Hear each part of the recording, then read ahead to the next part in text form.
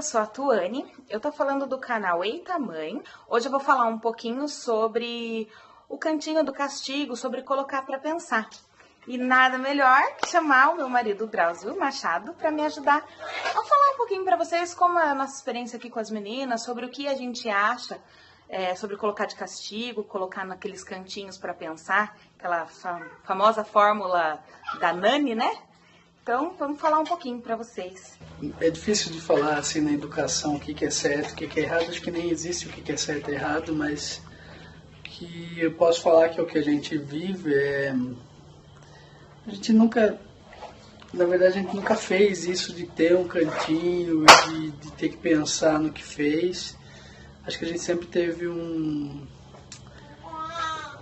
instinto voltado para ajoelhar na altura delas e conversar com elas e insistir para que elas entendessem o porquê daquela situação, né? Algumas coisas que é claro que a maiorzinha faz, que às vezes não é bacana, dela entender a situação, não entender como a gente, porque isso é impossível, mas dela ter uma percepção que não é legal, que isso não pega bem.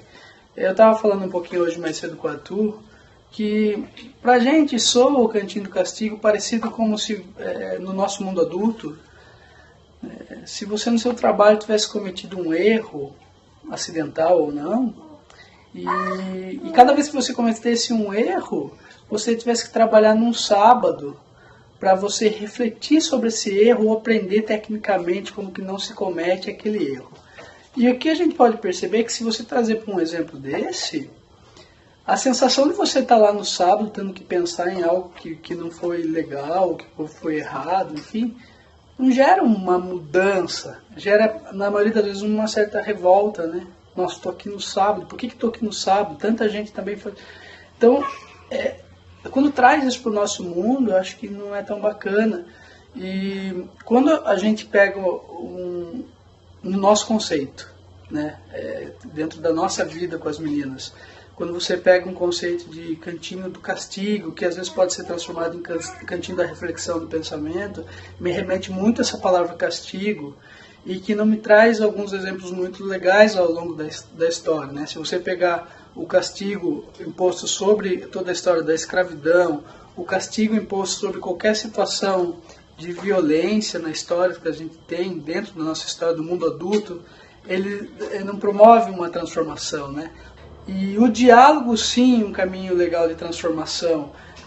Essa é uma visão muito pessoal, minha e da Tu, mas é porque a gente acredita que esse diálogo pode transformar e trazer uma geração diferente do qual nossas filhas fazem parte, de entender o que é uma violência, o que é falar estúpido com uma pessoa, que isso não é bacana, a empatia, de sempre falar para elas, e se fosse com você, Clara?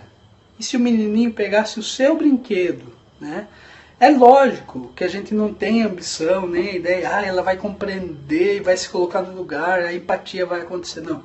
Mas ela sabe o que é positivo e o que é negativo. E ela sente quando isso agrada as pessoas e quando isso desagrada. E ela consegue ter bem pequenininha, uma certa autonomia de ter proatividade de fazer coisas legais, porque ela percebeu que faz bem para ela e para quem ela gosta. E pedir desculpa, às vezes, espontaneamente, por algumas coisas que ela percebeu por essa conversa nos olhos, na altura dela, que não foi legal. Então, essa autonomia, esse resultado é muito mais importante do que a forma como faz. Tem pais que acreditam nesse cantinho da reflexão, é muito legal, mas tem que ser válido para você. Né? Para a gente não faz sentido. Né? Não faz sentido. Mas acho que o mais bacana é isso. Será que eles estão entendendo a situação?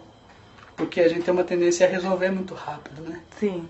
E lembrando assim, que não tem uma fórmula mágica de como educar, de como se criar um filho, né?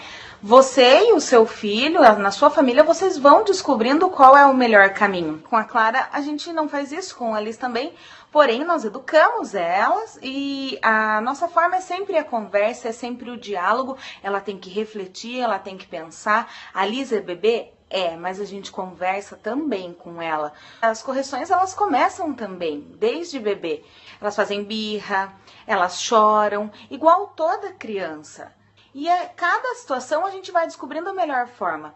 E nós acreditamos que o conversar, o entender o porquê daquilo tá acontecendo com a criança é de extrema importância. Acho bacana que assim, a gente se pensa muito nas situações. Acho que o fato de pensar é muito legal. Quando uma situação que nem tu falou de birra e que são difíceis, às vezes está no meio de muita gente, às vezes num shopping, numa festa. E a pergunta que a gente sempre fez é assim, o que a gente está fazendo para elas? O que a gente está fazendo para ela parar de fazer birra ou para ela entender? É para resolver para elas ou para a gente? É para a gente não passar vergonha? É para a gente não passar raiva? Ou é que é para elas entendam? Para que elas entendam a situação e para o crescimento delas também, né? Porque esse filtro é muito importante para a gente, né? Para saber se a gente está realmente pensando nelas ou pensando em preservar a imagem da gente, como adulto que a gente é. Né? Quando a gente se torna adulto, a gente fica um pouco chato para essas coisas, né? E outra coisa bacana que tu está falando, a gente faz refletir. Não tem um cantinho, mas essa reflexão é baseada numa coisa que a gente acredita muito, que é o presente. Não tem que ser no passado, todo momento com a criança tem que ser no presente, porque é o tempo que ela vive. A criança não pensa em algo que ela se arrepende e nem nada que ela vai fazer no futuro, que ela fique ansiosa pelo futuro. Ela está no presente. A gente nós adultos temos uma facilidade de estar ou no passado ou no futuro, muito pouco no presente, porque eu estou se preocupando com por que eu falei aquilo, por que eu fiz aquilo, ou como é que eu vou pagar essa conta, como é que vai acontecer isso. E os filhos estão no presente, não estão nem no passado, nem no futuro, eles estão no presente. Então é muito legal você ter esse foco, assim, acho que essas duas coisas. O que eu estou fazendo é para a educação delas, para que elas fiquem bem, para que elas entendam, ou é para me tirar de uma situação difícil? E é outra coisa assim, eu estou no presente, eu estou vendo o que elas estão fazendo, eu estou percebendo elas e as necessidades. Às vezes eu estou falando assim, não fale agora, não quero ouvir agora, né? Eu acho que é isso. O trabalho de formiguinha que você vem fazendo desde a barriga até a vida inteira. Porque, assim, quando você se torna pai e mãe, isso é para a vida inteira. E filho, é para a vida toda. A base de tudo isso que a gente falou, de toda a educação e da construção de um ser humano, é a confiança, né? Acho que isso é legal.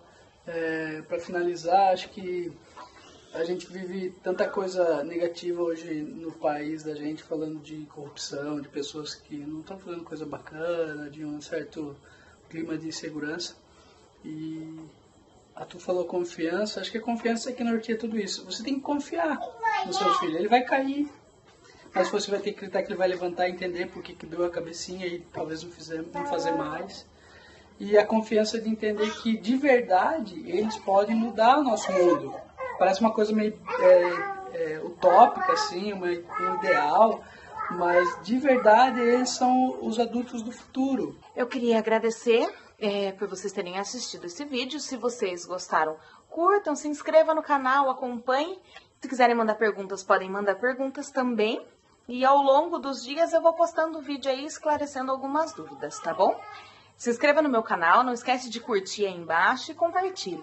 Muito obrigada, um beijo, tchau, tchau!